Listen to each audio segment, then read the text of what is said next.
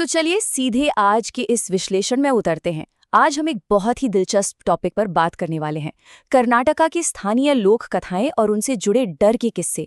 हम देखेंगे कि आखिर कैसे अलग अलग फिजिकल स्पेसेस में सुपरनैचुरल यानी इन अनजान ताकतों की कहानियां वक्त के साथ अपना रूप बदलती हैं।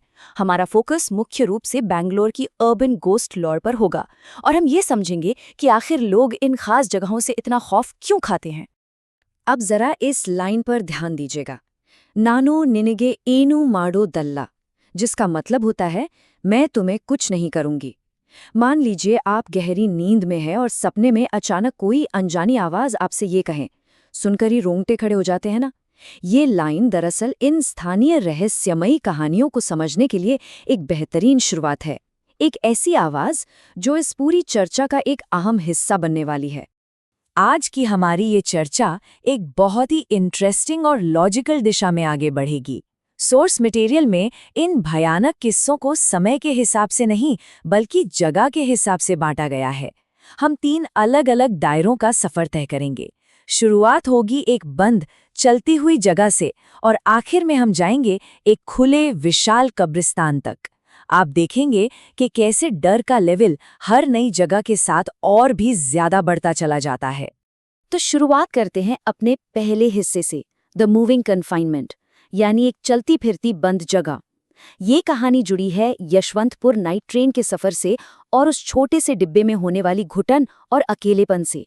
मिलिए इस कहानी के मुख्य किरदार से, कार्तिक, 23 साल का एक आम लड़का जिसे एक्टिंग का बेहद शौक था।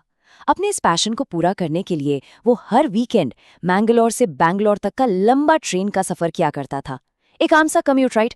लेकिन एक रात उसकी ये आदत एक ऐसे डरावने सेंसरी अनुभव में बदल गई जिसने उसकी जिंदगी में हमेशा के लिए एक गहरा असर छोड़ दिया। अब जरा इन घटनाओं के क्रम को देखिए। ये डर का एस्केलेशन कितना स्ट्रक्चर्ड है। रात को यशवंतपुर से ट्रेन चलती है। सफर के तीसरे घंटे में किसी के भारी सांस लेने की आवाज से कार्तिक की नींद खुल जाती है। फिर ठीक 15 मिनट बाद ऐसा लगता है जैसे कोई उसको ट्रेन के दरवाजे से बाहर खींच रहा हो। और आखिर में लगभग 40 मिनट बाद एक अजीब सी औरत का चेहरा दिखना और उसके गाल को छूना। Absolutely terrifying. इस किस्से में जो बात सबसे ज्यादा डराती है वो है इसकी सेंसरी डिटेल्स। कान के पास भारी सांसें, पायल और चूड़ियों की आवाज और चलती ट्रेन के दरवाजे पर वो इंटेंस फिजिकल प्रेशर। लेकिन पता है सबसे अजीब क्या था?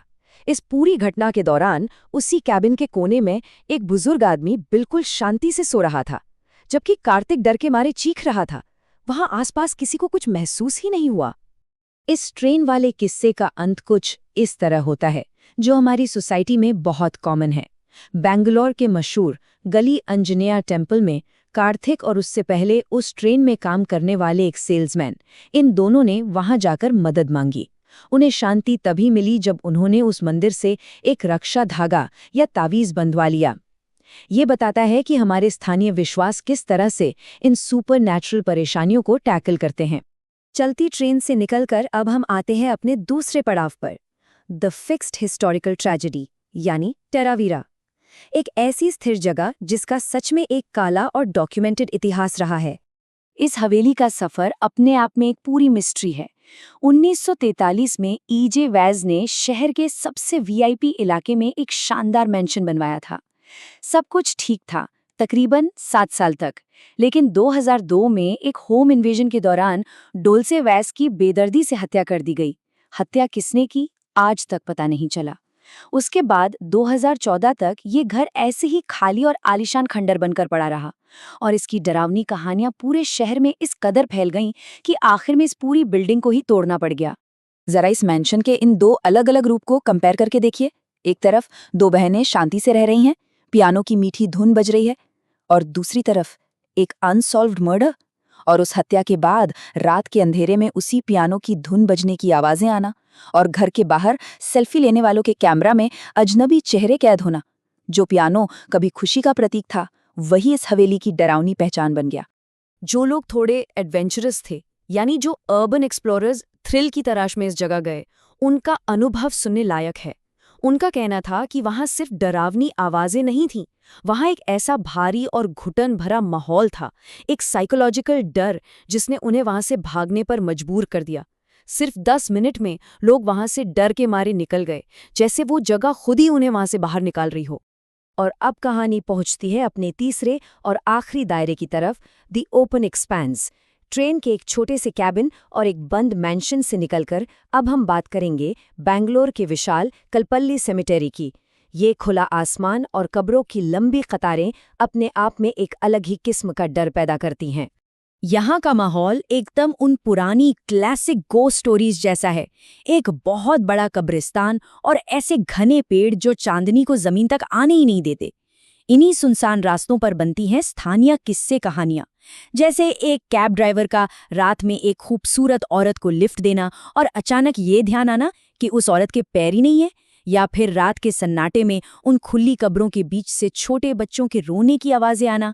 ये किस्से कंप्लीटली उन क्लासिक रीजनल फोकलोर ट्रोप्स पर टिके हैं जो सदियों से हमें डराते आए हैं। तो इन सभी स्टोरीज को देखने के बाद मुद्दा ये निकलता है, the anatomy of regional folklore. इन 3 अलग अलग माहौलों को ऑब्जर्व कीजिए। ट्रेन का क्लॉस्ट्रोफोबिक सफर, एक अबैंडन मैंशन का दुख भरा इतिहास और एक ओपन कब्रिस्तान का सन्नाटा। यहाँ एक बहुत ही क्लियर पैटर्न नजर आता है। स्थानीय कहानियां डर पैदा करने के लिए जगह, अकेलेपन और उन जगहों से जुड़ी दुख भरी मेमोरीज का कितनी खुशहाली से इस्तेमाल करती हैं। आज के इस विश्लेषण को समाप्त करते हुए मैं एक बड़ा ही अहम सवाल छोड़कर जाना चाहता हूँ। क्या ये सारी घटनाएं सिर्फ और सिर्फ थकान, अंधेरे और अकेलेपन की वजह से दिमाग का कोई खेल है, एक साइकोलॉजिकल ट्रिक, या फिर वाकई कुछ जगहों की दीवारें और रास्ते वहां बीते दुख और उन यादों को हमेशा के लिए अपने अंदर कैद कर लेते हैं? इस पर थोड़ा सोचिएगा जरूर, क्योंकि ऐसे किस्से हमें अपने आसपास की आम सी जगहों को भी एक नए और शायद थोड़े डरावने नजरिए से देखने पर मजबूर कर देते हैं। चलिए, आज के लिए इस विश्लेषण में बस इतना ही।